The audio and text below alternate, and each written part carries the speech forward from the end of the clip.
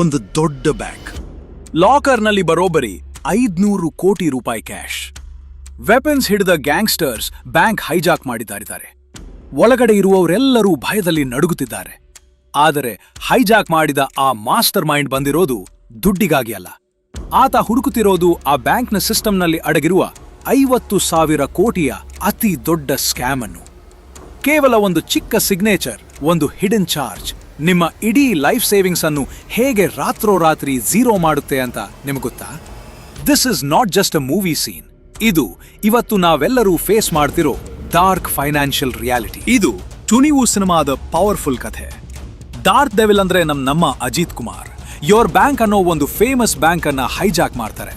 But ನಾವಿಲ್ಲಿ guns, fights ಅಥವಾ action ಬಗ್ಗೆ ಮಾತಾಡ್ತಿಲ್ಲ. ಈ ಸಿನಿಮಾದ ಹಿಂದೆ ಅಡಗಿರುವ mind blowing business strategies, wealth creation secrets ಮತ್ತು ಕಾರ್ಪೊರೇಟ್ಗಳು ಆಡುವ ಪವರ್ ಮೂವ್ಸ್ ಬಗ್ಗೆ ಡೀಪ್ ಆಗಿ ಅನಲೈಸ್ ಮಾಡೋಣ. ಒಂದು ದೊಡ್ಡ ಇನ್ಸ್ಟಿಟ್ಯೂಷನ್ ಕಾಮನ್ ಮ್ಯಾನ್ ದುಡ್ಡಿಂದ ಹೇಗೆ ಕೋಟಿ ಕೋಟಿ ಲಾಭ ಮಾಡುತ್ತೆ ಮತ್ತು ಆ ಸಿಸ್ಟಮ್ ಅನ್ನ ನಾವು ನಮ್ಮ ಲಾಭಕ್ಕೆ ಹೇಗೆ ಬಳಸಿಕೊಳ್ಳಬಹುದು ಅನ್ನೋದನ್ನ ಈ ಸಿನಿಮಾ ಎಕ್ಸ್ಪೋಸ್ ಮಾಡುತ್ತೆ. ಆದರೆ ಈ ಆಟ ಶುರುವಾಗೋದು ಎಲ್ಲಿಂದ? ಸಿನಿಮಾದಲ್ಲಿ ಒಂದು ಶಾಕಿಂಗ್ ಸೀನ್ ಇದೆ. ಬ್ಯಾಂಕ್ನ ಎಂಪ್ಲಾಯೀಸ್ಗೆ ಮೇಲ್ಗಡೆಯಿಂದ ಸಿಕ್ಕಾಪಟ್ಟೆ ಪ್ರೆಷರ್ ಇರುತ್ತೆ. ಹೇಗಾದ್ರೂ ಮಾಡಿ ಕಸ್ಟಮರ್ಸ್ಗೆ ಮ್ಯೂಚುವಲ್ ಫಂಡ್ಸ್ ಸೇಲ್ ಮಾಡಬೇಕು ಅಂತ ಟಾರ್ಗೆಟ್ ಕೊಟ್ಟಿರ್ತಾರೆ. ಅವ್ರು ಸೇಲ್ ಮಾಡ್ತಿರೋದು ಹೈ ರಿಸ್ಕ್, ಗ್ಯಾರಂಟಿ ಇಲ್ಲದ ಫ್ಲಾಪ್ ಸ್ಕೀಮ್ಗಳು. ಇಲ್ಲಿ ಬ್ಯಾಂಕ್ ಯೂಸ್ ಮಾಡುವ ಬಿಸ್ನೆಸ್ ಸ್ಟ್ರಾಟಜಿ ಅಂದ್ರೆ ಟ್ರಸ್ಟ್ ಮ್ಯಾನಿಪ್ಯುಲೇಷನ್. ಯೋರ್ ಬ್ಯಾಂಕ್ ಅನ್ನೋ ದೊಡ್ಡ ಬ್ರ್ಯಾಂಡ್ ಹೆಸರನ್ನ ಕಸ್ಟಮರ್ಸ್ ಕಣ್ಣು ಮುಚ್ಕೊಂಡು ನಂಬುತ್ತಾರೆ. ಸ್ಕ್ಯಾಮ್ ಏನಂದ್ರೆ ಸೇಫ್ ಆಗಿರ್ಲಿ ಅಂತ ಇಟ್ಟ ದುಡ್ಡನ್ನ ಬ್ಯಾಂಕ್ನವರು ಸ್ಟಾಕ್ ಮಾರ್ಕೆಟ್ನ ರಿಸ್ಕಿ ಬೆಟ್ಸ್ ಮೇಲೆ ಇನ್ವೆಸ್ಟ್ ಮಾಡ್ತಾರೆ. ಇಲ್ಲಿ ನಾವು ಕಲಿಬೇಕಾದ ರಿಯಲ್ ವರ್ಲ್ಡ್ ಲೆಸನ್ ಒಂದೇ: never invest in what you don't understand. ಯಾರೋ ಬ್ಯಾಂಕ್ ಮ್ಯಾನೇಜರ್ ಹೇಳಿದ್ರು ಅಂತ ಬ್ಲೈಂಡ್ ಆಗಿ ಸೈನ್ ಮಾಡಬೇಡಿ. ಇದನ್ನ ನೀವು ಲೀಗಲ್ ಆಗಿ ಮತ್ತು ಸೇಫ್ ಆಗಿ ಹೇಗೆ ಯೂಸ್ ಮಾಡಬೇಕು ಅಂದ್ರೆ ಯಾವಾಗ್ಲೂ ನಿಮಗೊಂದು ಫೈನಾನ್ಷಿಯಲ್ ಲಿಟರಸಿ ಇರಬೇಕು. ಟರ್ಮ್ಸ್ ಅಂಡ್ ಕಂಡೀಷನ್ಸ್ ಓದಿ, ಇಂಡಿಪೆಂಡೆಂಟ್ ಫೈನಾನ್ಷಿಯಲ್ ಅಡ್ವೈಸರ್ಸ್ನ ಕನ್ಸಲ್ಟ್ ಮಾಡಿ, ನಿಮ್ಮ ರಿಸ್ಕ್ ಕೆಪಾಸಿಟಿಗೆ ತಕ್ಕಂತೆ ಮಾತ್ರ ಇನ್ವೆಸ್ಟ್ ಮಾಡಿ. ನಾಲೆಜ್ ಇಲ್ಲದೆ ಇನ್ವೆಸ್ಟ್ ಮಾಡೋದು ಗ್ಯಾಂಬ್ಲಿಂಗ್ಗೆ ಸಮ. ಬಟ್ ಇದು ಕೇವಲ ಟ್ರೈಲರ್ ಮಾತ್ರ. ಅಸಲಿ ಡೇಂಜರ್ ಶುರುವಾಗೋದು ಕ್ರೆಡಿಟ್ ಕಾರ್ಡ್ ಸೀನ್ನಲ್ಲಿ. ಸಿನಿಮಾದಲ್ಲಿ ಒಬ್ಬ ಕಾಮನ್ ಮ್ಯಾನ್ ಕ್ರೆಡಿಟ್ ಕಾರ್ಡ್ ತಗೊಳ್ತಾನೆ. ಬಿಲ್ ಪೇ ಮಾಡಿದ್ರೂ ಕೂಡ penalty, processing fee, late payment fee ಅಂತ ಅವನ ಸಾಲ ಬೆಳಿತಾನೆ ಹೋಗುತ್ತೆ. ಕೊನೆಗೆ ಆ ಸಾಲ ತೀರಿಸಲಾಗದೆ ಆತ ಸೂಸೈಡ್ ಮಾಡಿಕೊಳ್ಳುವ ಲೆವೆಲ್ಗೆ ಹೋಗ್ತಾನೆ. ಇದು ಬಿಸ್ನೆಸ್ ಅಲ್ಲ, ದಿಸ್ ಇಸ್ ಪ್ರೀಡೇಟರಿ ಲೆಂಡಿಂಗ್. ಬ್ಯಾಂಕ್ನ ಮ್ಯಾನಿಪುಲೇಷನ್ ಸ್ಟ್ರಾಟಜಿ ಏನಂದ್ರೆ ಕಸ್ಟಮರ್ಗೆ ಕೇವಲ ಮಿನಿಮಮ್ ಡ್ಯೂ ಪೇ ಮಾಡುವ ಆಪ್ಷನ್ ಕೊಟ್ಟು ಆತ ರಿಲ್ಯಾಕ್ಸ್ ಆಗುವಂತೆ ಮಾಡೋದು. ಆಮೇಲೆ ಬಾಕಿ ಇರೋ ಅಮೌಂಟ್ ಮೇಲೆ 30-40% ಹೆವಿ ಇಂಟ್ರೆಸ್ಟ್ ಚಾರ್ಜ್ ಮಾಡೋದು.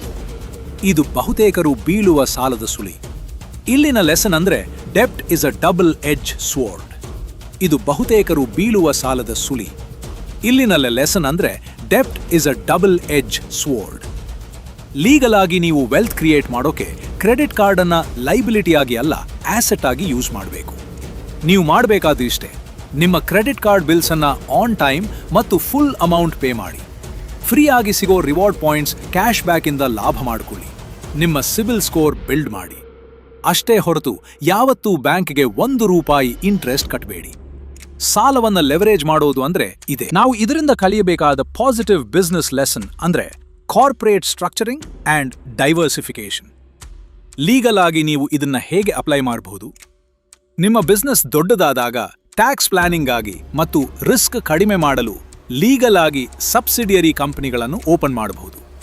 ಮಲ್ಟಿಪಲ್ ಇನ್ಕಮ್ ಸ್ಟ್ರೀಮ್ಸ್ ಕ್ರಿಯೇಟ್ ಮಾಡಿ ನಿಮ್ಮ ರಿಸ್ಕ್ ಅನ್ನು ಸ್ಪ್ರೆಡ್ ಮಾಡಿ, ಬಟ್ ಲೀಗಲ್ ಫ್ರೇಮ್ ವರ್ಕ್ ಒಳಗೆ ಆಡಿಟಿಂಗ್ ಮಾಡಿಸಿ ಪ್ರಾಮಾಣಿಕವಾಗಿ ಬಿಸ್ನೆಸ್ ಬಿಲ್ಡ್ ಮಾಡಿ.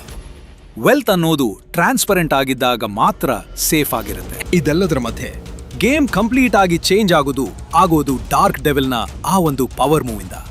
That is pure genius. ಆತ ಬರೀ ಗನ್ ಹಿಡಿದು ಬ್ಯಾಂಕ್ ಕಂಟ್ರೋಲ್ ಮಾಡಲ್ಲ, ಬದಲಿಗೆ ಒಳಗಡೆ ಇದ್ದುಕೊಂಡೇ ಮೀಡಿಯಾ ಲೈವ್ ಬ್ರಾಡ್ಕಾಸ್ಟ್ ಮೂಲಕ ಇಡೀ ಪಬ್ಲಿಕ್ನ ಅಟೆನ್ಷನ್ ಕಂಟ್ರೋಲ್ಗೆ ತಗೊಳ್ತಾನೆ. ಕೃಷ್ಣಕಾಂತ್ ಮಾಡಿರೋ ಸ್ಕ್ಯಾಮ್ನ ಪ್ರತಿಯೊಂದು ಡೀಟೇಲ್ಸ್ ಅನ್ನ ಲೈವ್ ಆಗಿ ಎಕ್ಸ್ಪೋಸ್ ಮಾಡ್ತಾನೆ. He totally controls the narrative. ಬಿಸ್ನೆಸ್ನಲ್ಲಿ ಇನ್ಫಾರ್ಮೇಶನ್ ಇಸ್ ವೆಲ್ತ್ ಅಂತ ಹೇಳ್ತಾರೆ. ಇನ್ಫಾರ್ಮೇಶನ್ ಅನ್ನ ಸರಿಯಾದ ಟೈಮ್ನಲ್ಲಿ ರಿವೀಲ್ ಮಾಡೋ ಮೂಲಕ ಆತ ಕೃಷ್ಣಕಾಂತ್ನ ಇಮೇಜ್ ಡ್ಯಾಮೇಜ್ ಮಾಡಿ ಆತನ ಬ್ಯಾಂಕ್ನ ಶೇರ್ ವ್ಯಾಲ್ಯೂ ಕ್ರ್ಯಾಶ್ ಆಗುವಂತೆ ಮಾಡ್ತಾನೆ. ಇದು ultimate corporate warfare strategy. Knowledge ಅನ್ನ ವೆಪನ್ ಆಗಿ ಯೂಸ್ ಮಾಡೋದು. ಲೀಗಲ್ ಆಗಿ ಇದರ ಲೆಸನ್ ಏನು? Power of transparency and media. ನಿಮ್ಮ ಬಿಸ್ನೆಸ್ನಲ್ಲಿ ಕಸ್ಟಮರ್ಸ್ ಜೊತೆ ಯಾವಾಗಲೂ ಟ್ರಾನ್ಸ್ಪರೆಂಟ್ ಆಗಿರಿ. ಸೋಷಿಯಲ್ ಮೀಡಿಯಾ ಮತ್ತು ರೈಟ್ ಇನ್ಫಾರ್ಮೇಶನ್ ಯೂಸ್ ಮಾಡಿಕೊಂಡು ಕಸ್ಟಮರ್ನ ಎಜುಕೇಟ್ ಮಾಡಿ. ಯಾವಾಗ ನೀವು ಪ್ರಾಬ್ಲಮ್ಸ್ಗೆ ಜೆನ್ಯೂನ್ ಆಗಿ ಸೊಲ್ಯೂಷನ್ ಕೊಡ್ತೀರೋ ಆವಾಗ ಬ್ರ್ಯಾಂಡ್ ಟ್ರಸ್ಟ್ ಮತ್ತು ಲಾಯಲ್ಟಿ ತನ್ನಿಂತಾನೇ ಬಿಲ್ಡ್ ಆಗುತ್ತೆ.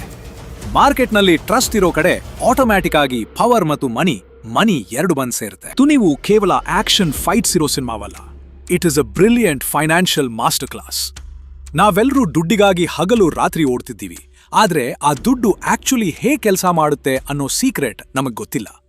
ಕಾರ್ಪೊರೇಟ್ಸ್ ಆಡುವ ಈ ಪವರ್ ಗೇಮ್ನ ರೂಲ್ಸ್ ಅರ್ಥ ಮಾಡ್ಕೊಳ್ಳದೆ ಹೋದ್ರೆ ನಾವು ಯಾವತ್ತಿಗೂ ಕೇವಲ ಪ್ಯಾದೆಗಳಾಗಿಯೇ ಉಳಿಬೇಕಾಗತ್ತೆ. ಮನಿ ಗೇಮ್ನಲ್ಲಿ ಗೆಲ್ಬೇಕು ಅಂದ್ರೆ ಮೊದಲು ಆ ಗೇಮ್ನ ರೂಲ್ಸ್ ಕಲಿಬೇಕು.